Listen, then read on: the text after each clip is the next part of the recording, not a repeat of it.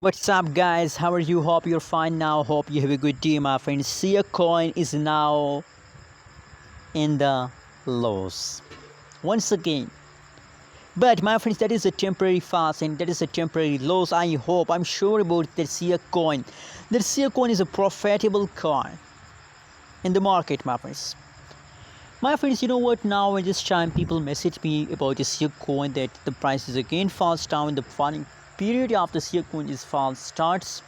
So what should we do in this critical situation, my friends? You know what I recommend for all of you, that don't lose hope. As I told you in my previous videos, that please hold. Patience is the important thing in the cryptocurrencies market. If you have a patience, so absolutely I'm sure that you get profit if you have patience. You can see, my friends, I know that at this time the price of the Shiba Inu falls down. The price of Shiba Inu falls down, but that's not mean that you decide to sell. You know what? A lot of holders, when see a small falls occur in the Shiba Inu, so they decide to sell. Why you are deciding to sell, my friends? Maybe after some passage of falls, the price will pump. Like here, you can see here, at this time the price falls down and again the price pump.